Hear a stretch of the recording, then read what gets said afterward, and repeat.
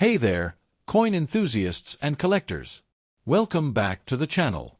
Today, we're diving into a classic piece of Canadian history, the 1973 Canada 1-cent coin, also known as the penny. You might have a few of these lying around, but are they worth more than just 1 cent? Let's break it down. First, let's talk about what makes this coin special.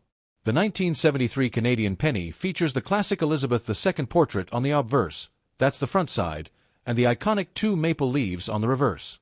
It's made of 98% copper, which is important because copper pennies have become more desirable over time.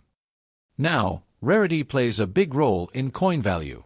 In 1973, the Royal Canadian Mint produced 365, 980, 000 pennies. That's a lot. Because so many were made, finding one in circulation is still pretty easy today. But does that mean they're worthless? Not necessarily. If you've got a circulated 1973 penny, meaning it's been used and shows wear, its value is generally between 5 cents and 25 cents. Not a fortune, but still more than face value. Why? Because of its copper content. Even in worn condition, copper pennies are worth more than 1 cent in metal value alone. With copper prices fluctuating, a 1973 penny's melt value is usually 2 to 3 cents, but collectors often pay a small premium. So if you find one in your change, hold on to it. Now, here's where things get interesting. Some 1973 pennies have errors or varieties that can make them worth $10, $50, or even more. Some 1973 pennies have a larger date, while others have a smaller date. The large date is more common, but the small date is scarcer and can sell $4.05 to $20 in good condition. Look closely at the date and lettering. If you see doubling in the design, you might have a double die error, which can be worth $50 or more. Misstruck coins, like off-center pennies or those with clipped edges, can also fetch a premium from error collectors. Got a 1973 penny you think might be valuable? Here's what to do: check condition ***, the less wear, the better. Look for errors ***, use a magnifying glass. List on eBay or sell to a local coin dealer ***. You can still find these in old coin jars, estate sales, or even bankrolls. I've pulled a few from circulation myself. So, is the 1973 Canadian penny worth keeping? Yes. While most are only worth a few cents, the chance of finding a rare variety makes the hunt exciting. Plus, with Canada discontinuing the penny in 2013, these are becoming nostalgic pieces of history. 1981 star. How much is it worth today? Is it just pocket change, or a hidden gem? Let's find out. The 1-cent coin from 1981 was part of Canada's long tradition of using the maple leaf as a national symbol. Designed by George Kruger Gray, the reverse of this coin features 2 maple leaves on a twig, a symbol of strength and unity. On the obverse, you'll see the portrait of Queen Elizabeth II, created by Arnold Machin. It's the classic effigy used on Canadian coins from 1965 until 1989. The Queen is facing right, wearing a tiara, a look familiar to many collectors. In 1981, over 1.2 billion 1-cent coins were minted. Yes, that's billion with a B. These coins were produced at the Royal Canadian Mint, primarily in Ottawa. The coin is made of 98% copper, with small traces of tin and zinc, and it weighs 2.8 grams. With a diameter of 19.05 millimeters and a smooth plain edge, it's a small but significant piece of Canadian coinage history. And because copper prices fluctuate, sometimes the metal value alone brings some surprise. Now, let's talk about circulated value. If you've got a 1981 Canadian penny in your drawer, here's what it might be worth today in circulated condition. Most 1981 1-cent coins are worth around 5 to 10 Canadian cents. Not much, right? However, if you find one in uncirculated or brilliant uncirculated (BU) condition, it can go $4.25 to $1 CAD.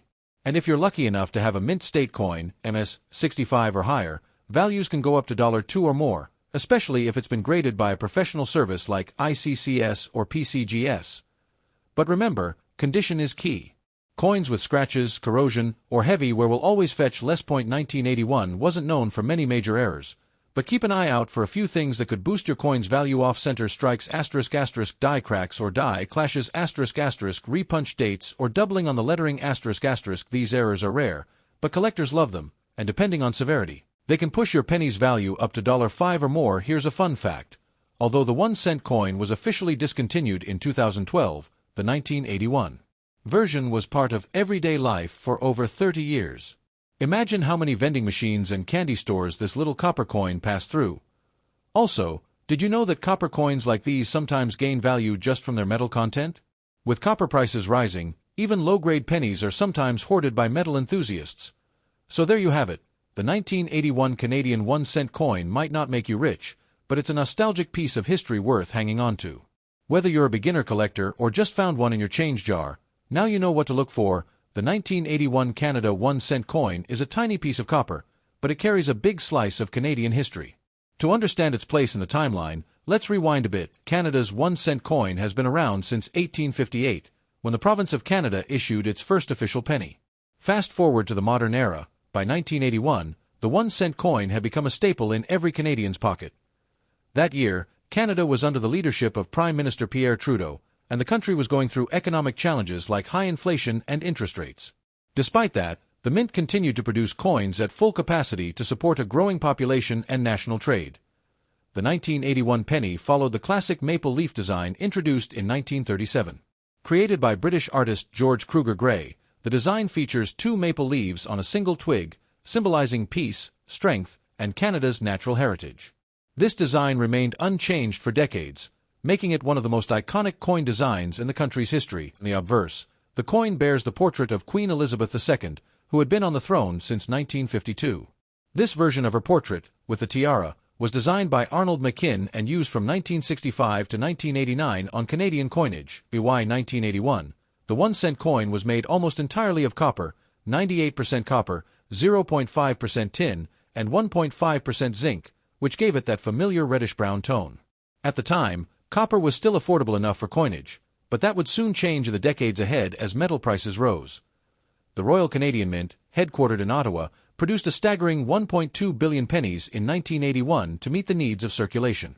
That massive number means these coins are still fairly common in collections and even in old drawers across the country. It wasn't until 2012 that Canada finally said goodbye to the penny, citing the cost of production being higher than its actual face value. First minted, 1858-1981 design, same as 1937 version obverse portrait. Queen Elizabeth II by Arnold McKim mintage, 1.2+ billion in 1981 metal. Mostly copper. Drop a comment below if you have one of these coins, and tell us where you found it. Like this video if you enjoyed the content. Don't forget to subscribe for more coin facts, values, and collecting tips.